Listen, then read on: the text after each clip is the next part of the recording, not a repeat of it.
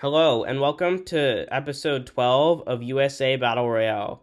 I'm recording this directly after the previous one because I have a pretty good feeling this is going to be the season finale. I didn't think it at first, but I realized in the last episode we had ended with 6 fewer states than we started with, and so if we only have 10 left, there's a pretty good chance this is going to be the last episode.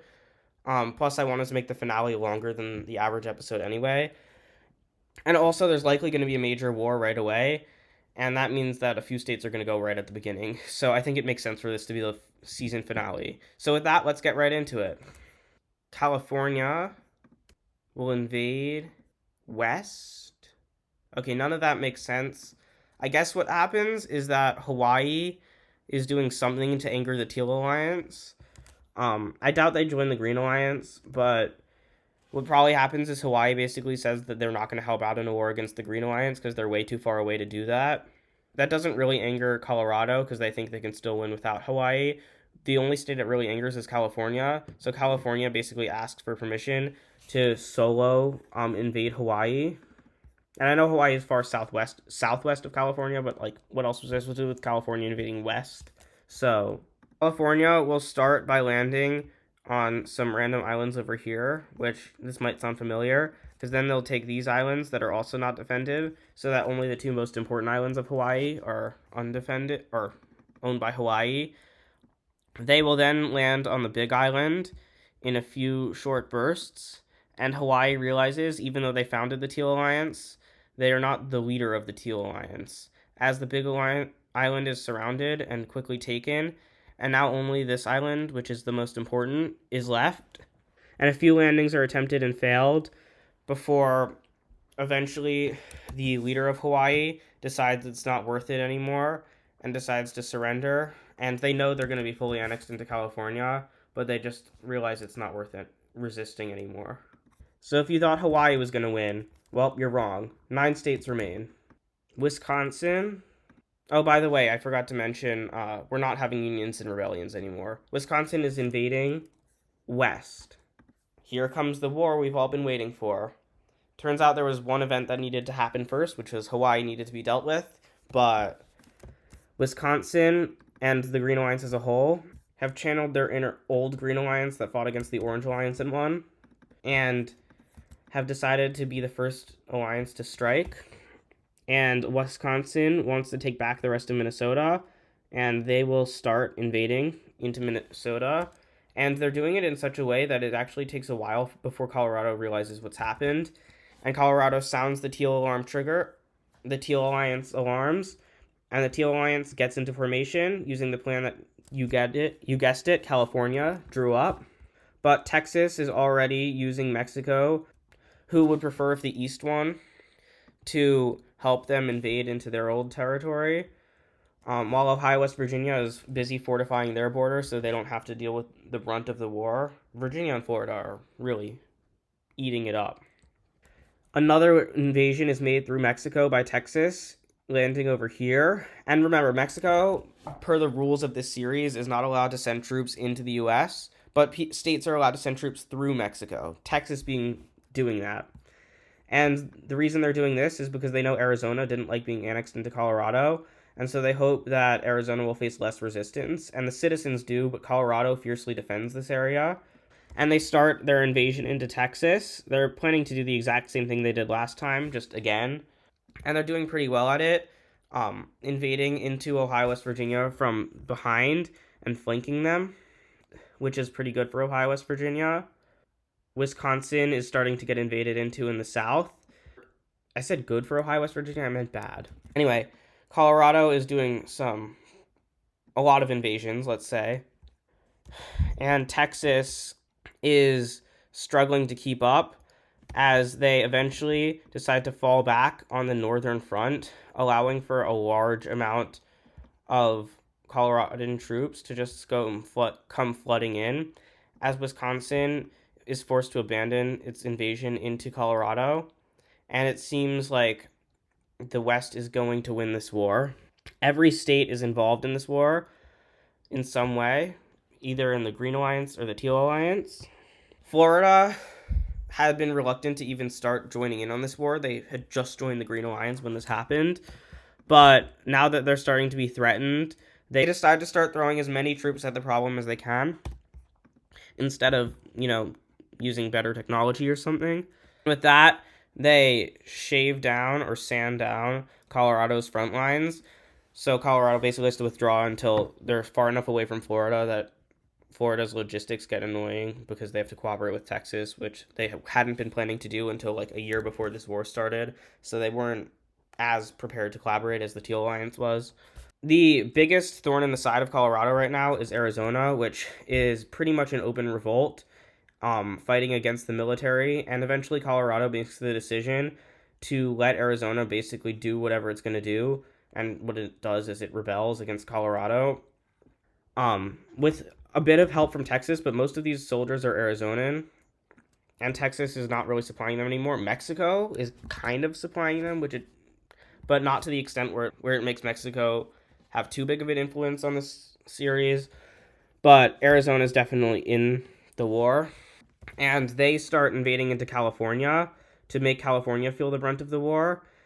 Californians are not liking this war. It's very unpopular there. They don't want to be part of it. Over on the other side of the country, Wisconsin, the leader of the Green Alliance, or at least the unofficial one, has just lost their Upper Peninsula holdings, as Colorado is very swiftly and very effectively, just slamming through Wisconsin. Wisconsin's government flees to Ohio, West Virginia, as they are the first state to be fully taken out of this war. Texas starts getting pushed back in the west, but not too much, as they're able to hold their ground, and they even make a pretty intelligent move over here, in which they move into Coloradan territory, living off the land, and not even really having communications because Colorado is intercepting their communications, but they're able to do it. And the reason no one else has done this is because of communications interception, which is a thing that happens all the time. But other Texan troops who don't have their communications intercepted will move up this way, and a very large number of Coloradan troops are encircled here, and their communications were being intercepted as well, which is why they couldn't communicate back to Colorado. And all of a sudden, Colorado just lost like a quarter of the troops they had on the Eastern Front. And remember, they didn't have that many troops on the Western Front because they kind of wanted to let Arizona do its thing. And they pretty intelligently predicted Arizona would not invade past their own borders.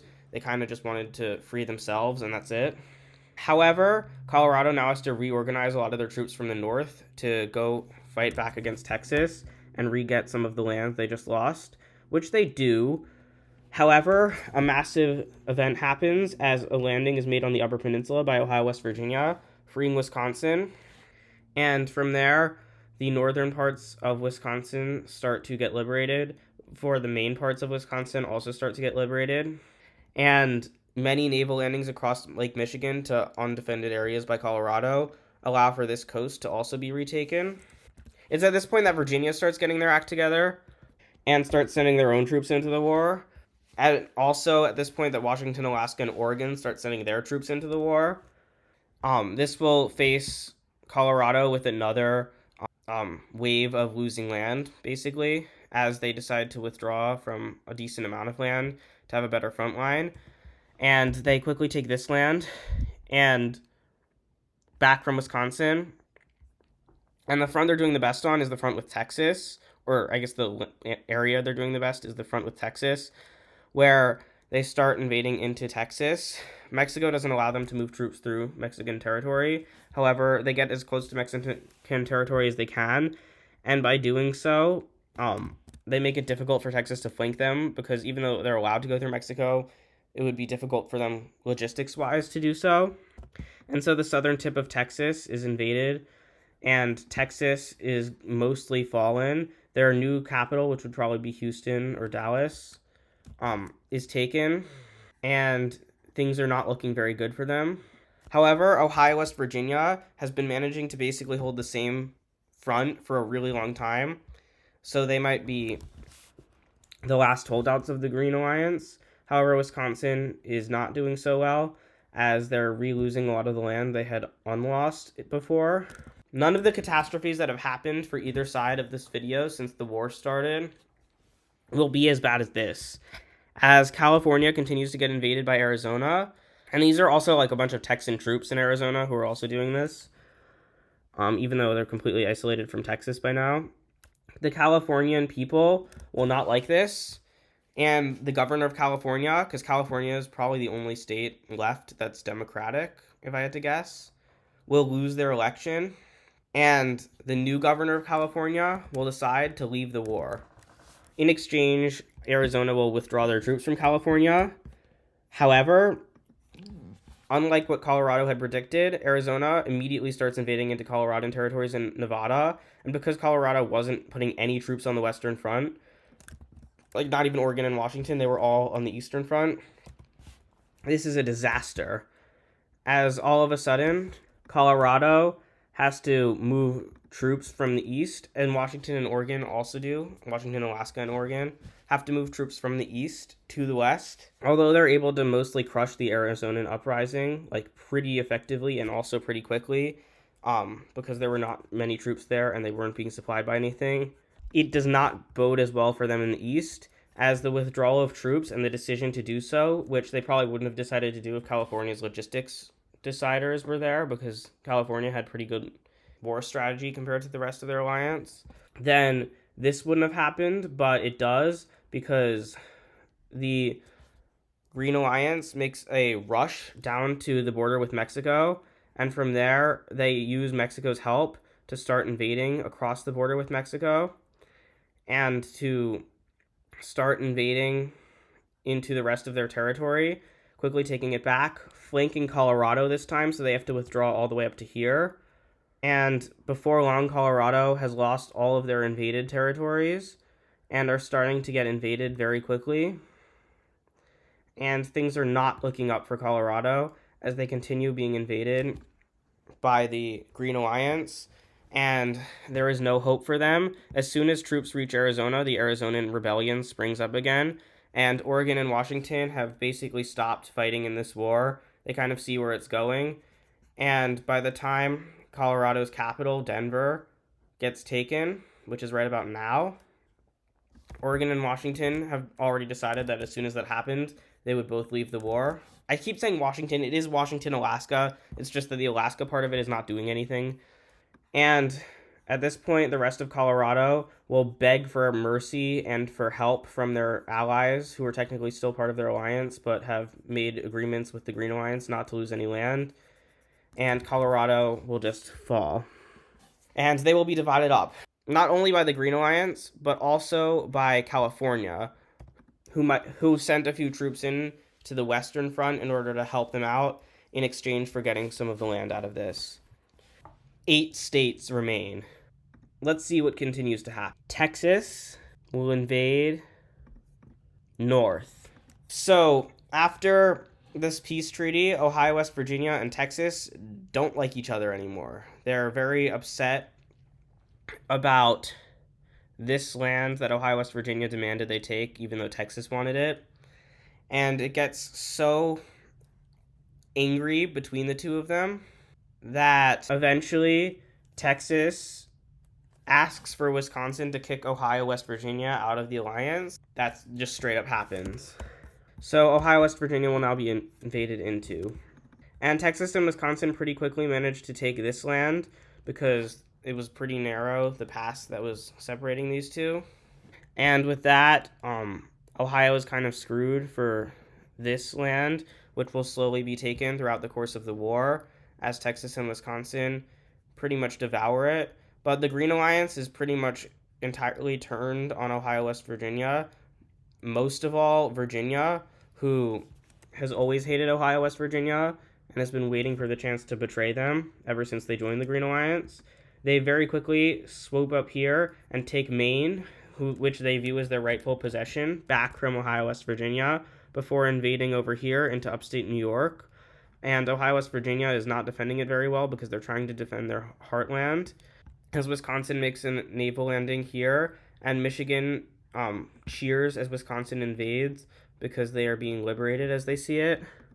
Meanwhile, this land has fully been taken. Ohio, West Virginia is going to be stubborn, or at least I should say Ohio is going to be stubborn, as they continue getting invaded into from the west, but West Virginia sees where this is going, and as soon as they start getting invaded into by Virginia, they immediately declare their independence from Ohio, West Virginia, and declare they are back to being part of Virginia like they were when the nation first formed, like the US first formed. And all of a sudden, it's not Ohio, West Virginia, it's just Ohio, because West Virginia has agreed to be part of Virginia. And in case you didn't notice, West Virginia was not given anything. Ohio, the entire time, has been the only state that has been expanding. They are the oldest union, and I just think it is a nice Easter egg. You can go back, and every time you see expansion, West Virginia was never allowed to expand. Only Ohio was expanding from within the union. Anyways, Ohio will keep fighting to the bitter end, as Ohioans do, but it won't matter, as their full state will be taken. They will be divided up by the Green Alliance. 7 states remain. Also, by the way, this area is not going to change anymore, so I think I'm just going to erase it, just so that we can have a better looking map for the rest of the episode. Oregon will make an alliance with California. Seeing the Green Alliance dominating Oregon, California, as well as Washington, Alaska, realize they need to not let them take over the country. And so the Pink Alliance is their attempt to stop the country from being taken over by the Green Alliance, although I don't know how successful they'll be at that. Texas is invading West. Yeah, it turns out they were not successful at all, because almost as soon as the Pink Alliance formed, Texas knew what must happen, as they quickly invade into Arizona territory, which at this point just doesn't care what state it's a part of. Washington also realizes that they were screwed, as Alaska just basically preemptively submits to Wisconsin because they know that's what's going to happen. Oregon pretty quickly is the only state in the trio to surrender and hope that they can survive after the war, which they will, but in a sorry state, as California is pretty quickly eaten up and no war plan can save them from the Green Alliance anymore. Oregon joins the Green Alliance right before this ends. Hawaii got annexed by Texas, Alaska by Wisconsin. 5 states remain. Oregon will invade South. Despite their foe joining into the Green Alliance, Oregon is seeking revenge, and although they're not a democracy, their governor still wants to bend to the will of the people, and the people want revenge. And so, although they know it's not going to go well, they try their best invading into Texas to liberate California. Of course, it'll be in vain, as Texas starts clobbering Oregon.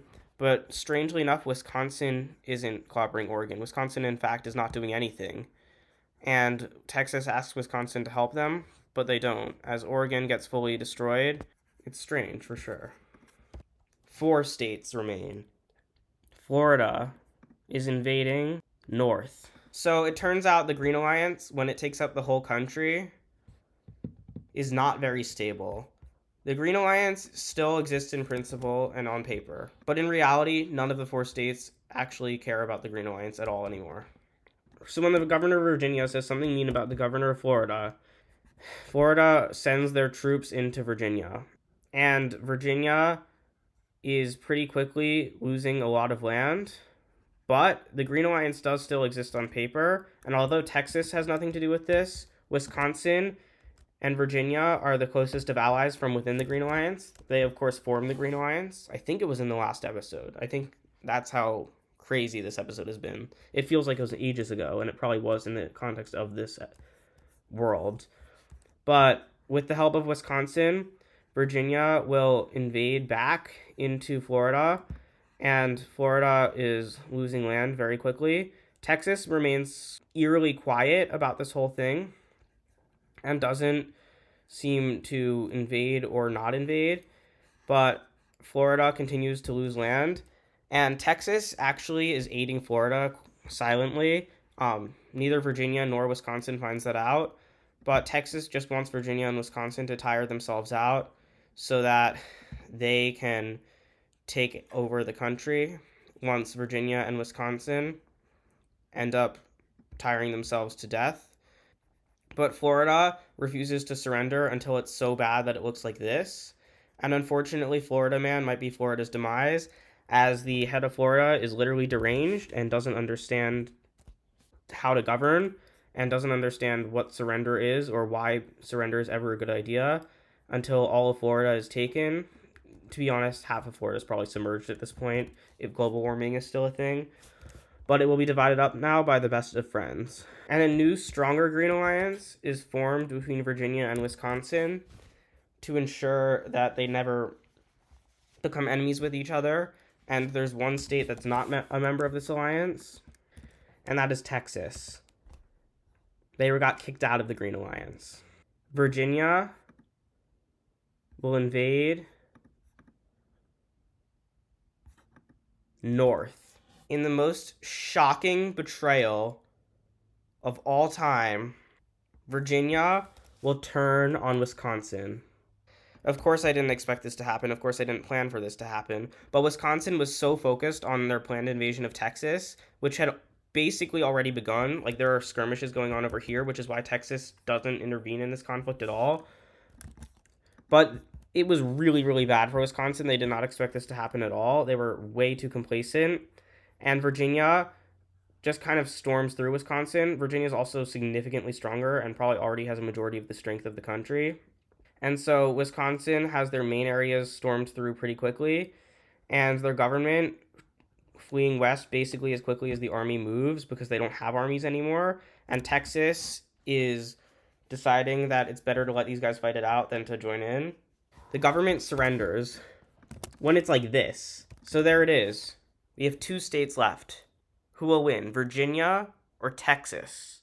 There's no point of having the Green Alliance be a thing anymore because there's only one member.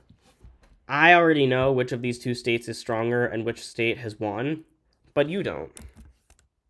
Just for fun, even though we know what the last event is going to be, let's see what it is. Texas will invade Northwest. So I guess we know the way that Texas is invading into Virginia. It has to be Northwest. And I think these are the colors I was using at the beginning of the series just to make it as symbolic as possible. But Texas will start moving their troops northwest to try and take Washington. This is where their troops were fighting Wisconsin's troops. They're now Virginian troops, and they quickly take Seattle. Virginia, meanwhile, starts moving troops in through this corner, which they know is bad for Texas's geography and good for theirs, and it is.